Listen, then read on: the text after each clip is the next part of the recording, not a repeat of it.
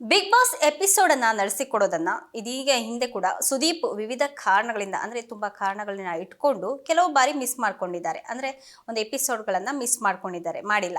ಆದ್ರೆ ಇದೇ ಮೊದಲ ಬಾರಿಗೆ ಸುದೀಪ್ ಅವರು ಬಿಗ್ ಬಾಸ್ ಫಿನಾಲೆಯನ್ನ ಮಿಸ್ ಮಾಡ್ಕೊಳ್ತಾ ಇದ್ದಾರೆ.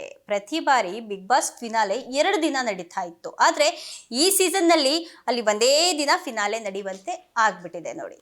ಸುದೀಪ್ ಅವರು ಗೈರಾಗೋದಕ್ಕೆ ಅಂದ್ರೆ ಸುದೀಪ್ ಅವರು ಅಲ್ಲಿ ಆಬ್ಸೆಂಟ್ ಆಗೋದಕ್ಕೆ ಕಾರಣ ಸಹ ಇದೆ. ಸುದೀಪ್ ಅವರು ಸಿಸಿಎಲ್ ನಲ್ಲಿ ಬ್ಯುಸಿ ಇದ್ದಾರೆ. ಜನವರಿ 16ರಿಂದ ಪಂಜಾಬ್ ದೇ ಶೇರ್ ವಿರುದ್ಧ ಮೊದಲ ಪಂದ್ಯವನ್ನ ಆಡಿರುವಂತಹ ಕರ್ನಾಟಕ ಬುಲ್ಡೋಸರ್ ತಂಡ ಗೆಲುವನ್ನ ಸಾಧಿಸಿದೆ. ಆಂಧ್ರ ಪ್ರದೇಶದ ವಿಶಾಖಪಟ್ಟಣದಲ್ಲಿ ಈ ಪಂದ್ಯ ನಡೀತಾ ಇದೆ.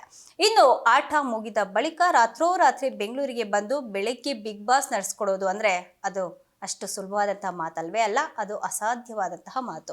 ಈ ಕಾರಣದಿಂದಲೇ ಒಂದು ದಿನ ಬಿಡುವನ್ನ ಪಡೆದುಕೊಂಡು ಸುದೀಪ್ ಅವರು ಬಿಗ್ ಬಾಸ್ 12 ಫಿನಾಲೆಯನ್ನ ನಡೆಸ್ಕೊಡ್ತಾ ಇದ್ದಾರೆ ಅನ್ನುವಂತಹ ವರದಿ ಕೂಡ ಆಗಿದೆ.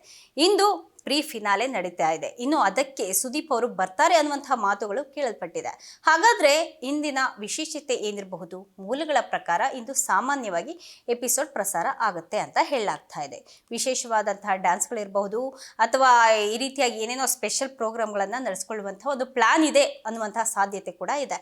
ಭಾನುವಾರ 10 ಗಂಟೆವರೆಗೆ ವೋಟಿಂಗ್ಗೆ ಅವಕಾಶ ಇದೆ. ಹೀಗಾಗಿ 6 ಜನರ ಪೈಕಿ 4ರ ಎಲಿಮಿನೇಷನ್ ಕೂಡ ನಡೀತಾ ಇದೆ. ಒಬ್ಬರು ವಿನ್ನರ್ ಹಾಗೆ ರನ್ನರ್ ಅಪ್ ಕೂಡ, ಇನ್ನೊಬ್ರು ರನ್ನರ್ ಅಪ್ ಅಂತ ಘೋಷಣೆ ಮಾಡೋದ್ರ ಜೊತೆಗೆ ಭಾನುವಾರನೇ ಈ ಎಲ್ಲ ಒಂದು ಫಿನಾಲೆ ಒಂದು ಏನೇನು ಪ್ರೊಸೆಸಿಂಗ್ ಇರುತ್ತೆ ಅದೆಲ್ಲ ಸಹ ನಡೆಯುತ್ತೆ ಅಂತ ಹೇಳಲಾಗ್ತಾ ಇದೆ. ಭಾನುವಾರ ಸಂಜೆ 6 ಗಂಟೆಗೆ ಎಪಿಸೋಡ್ ಪ್ರಸಾರ ಆಗ್ತಾ ಇದ್ದು, ಅಂದ್ರೆ ಲಾಸ್ಟ್ ಎಲ್ಲ ಸೀಸನ್ಗಳಿಗೆ ಏನೇನು 2 ದಿವಸ ನಡೆಸ್ತಾ ಇದ್ರಲ್ಲ ಫಿನಾಲೆ, ಆ ರೀತಿಯಾಗಿ ನಡೀತಾ ಇಲ್ಲ. ಈ ಒಂದು ಫಿನಾಲೆ ಒಂದೇ ದಿವಸ ಫಿನಾಲೆ ನಡೀತಾ ಇದೆ ಅಂತ ಹೇಳಲಾಗ್ತಾ ಇದೆ.